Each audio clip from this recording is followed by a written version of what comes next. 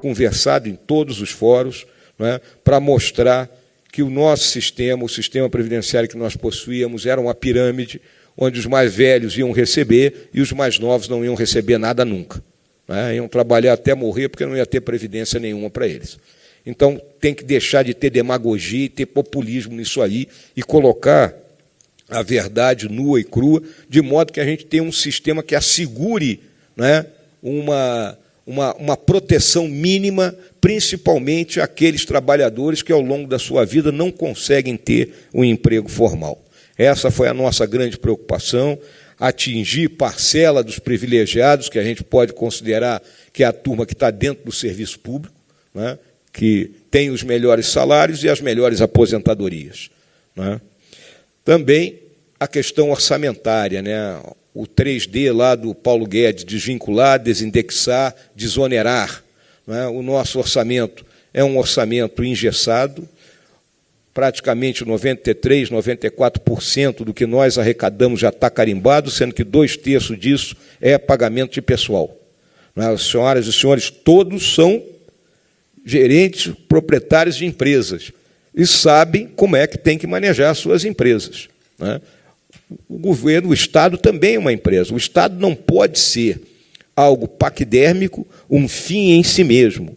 O Estado ele tem que ser um facilitador para que o país progrida, tem que ser um indutor, não é, do progresso no país, e não um fim nele mesmo, com um número excessivo de funcionários e com salários totalmente irreais. Não é possível que uma pessoa aos 25 anos de idade faça um concurso público e entre ganhando 20 vezes o salário mínimo do país.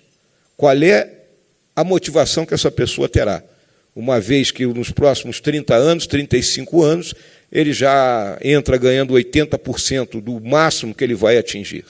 Então, são coisas que nós estamos discutindo, que é parte da reforma administrativa, que mexe com muita coisa, e, por isso, o presidente está procurando deixar mais para frente esse assunto ser debatido. A própria questão de modernizar o Estado, não só por meio da questão da reforma do administrativa, em cima do número de carreiras e da escala salarial que nós temos dentro, não é, do Estado brasileiro, mas também modernizar o Estado pelo uso das novas tecnologias. Não é? Nós ainda tínhamos e temos, né, muita coisa na base do papel, processos que são transferidos de um lado para outro no Brasil, fisicamente, não é, quando nós estamos no mais avançado da era digital. Então, é outra das questões que vem sendo atacadas. E, óbvio, que as privatizações.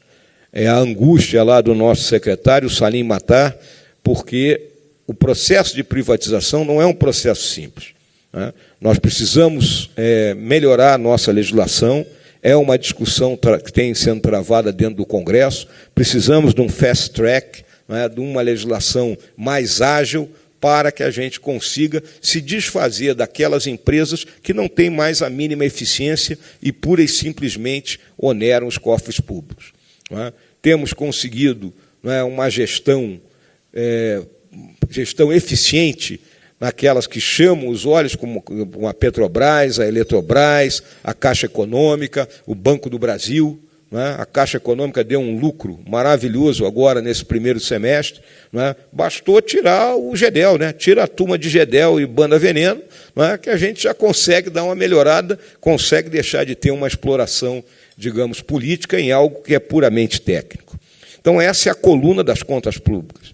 A nossa visão é que até, por exemplo, em 2023, o governo que assumir, ou se o presidente Bolsonaro prosseguir, nós teremos zerado o déficit público. Né? O déficit, nós estaremos empatando em receita e despesa. Né? E temos a questão da produtividade. Né? A nossa produtividade é baixa, é o chamado custo Brasil, que as senhoras e os senhores compreendem perfeitamente. E aí vem aquele assunto que é o tema do momento, que é a questão tributária. Né? Nós temos uma carga tributária aí de 1/3 do PIB. Eu até falo que, se a gente pagasse 1/3 do PIB de tributo, mas tivéssemos estradas alemãs, escolas suíças e hospitais britânicos, não é, nós estaríamos satisfeitos, sem problema, está bem, estou pagando isso, mas o Estado está me devolvendo. Só que nós pagamos tudo isso para o Estado desperdiçar esse recurso, seja no pagamento de pessoal, seja numa gestão ineficiente, ou seja no câncer da corrupção que nos afetou durante muito tempo. Então, a questão tributária, as senhoras sabem que existe o projeto lá do Senado, não é? Baseado em cima dos estudos feitos pelo ex-deputado Luiz Carlos Rauli, existe o projeto da Câmara, lá do API, e aquela proposta, não é, que já vem sendo vinculada aí por meio da imprensa, de uma mudança progressiva no nosso sistema tributário, primeiro pela união do PIS/COFINS, depois com o IPI entrando nesse pacote, depois a mudança no imposto de renda, para finalmente mexer em algo que afeta muito também as senhoras e senhores, que é a desoneração da folha de pagamento. Se nós tínhamos uma ideia, né, e aí o Flávio é um dos defensores, eu sei disso, eu também sou a favor dessa ideia, mas fomos voto vencido, que era a questão do imposto sobre transações financeiras. Porque a gente sabe perfeitamente hoje que o sistema tributário brasileiro, caótico e pesado, ele custa uns 70 bilhões por ano para as empresas e para o governo, para a gente poder manejar esse troço. E, mesmo assim, nós temos sonegação/evasão, não é, por todo novo tipo de comércio que ocorre, na faixa aí de uns 450 bilhões por ano. Né? Então, se a gente conseguisse reduzir pela metade, pelo menos, a evasão, nós já estaríamos num patamar muito melhor. E aquele imposto que o Marco Sintra sempre defendeu, não é, era que atingiria efetivamente, não é, vamos dizer, essas atividades econômicas hoje que estão à margem, né, podem até ser legais, muitas delas legais, mas estão à margem do sistema de tributação, como é o caso aí das redes de streaming, do próprio Uber, etc. e tal, e temos as ilegais, né? O narcotráfico está lavando dinheiro aí do jeito que quer e bem entende e não paga um único centavo de imposto, além de nos onerar na guerra que nós temos que travar contra ele.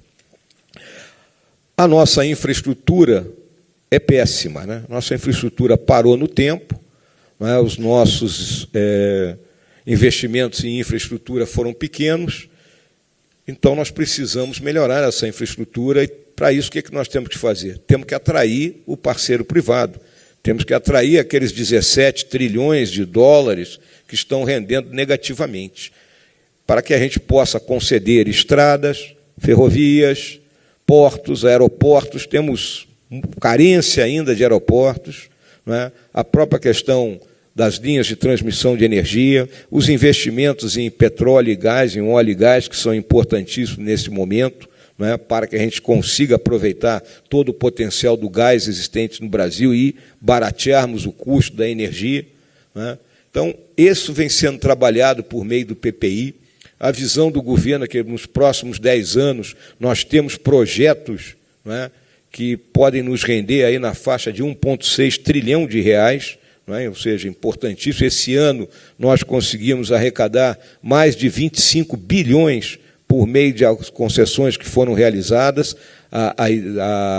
O planejamento previa uma arrecadação de 20, nós arrecadamos bem mais do que isso, mesmo com o eventual fracasso, digamos assim, do leilão do pré-sal, não é? Que é outra questão que nos afeta e muito, porque nós ficamos 10 anos parados, sentados em cima desse pré-sal. E a gente corre o risco aqui no Brasil de morrermos sentados em cima de um petróleo que a gente nunca explorou, porque a era do petróleo vai acabar. E não vai acabar por falta de petróleo, né? A gente sabe disso. Vai acabar porque outras fontes de energia estão surgindo, a pesquisa e desenvolvimento avança e a gente corre o risco de não conseguir explorar isso aí por erros do passado e por uma visão míope em relação da exploração dessa riqueza natural.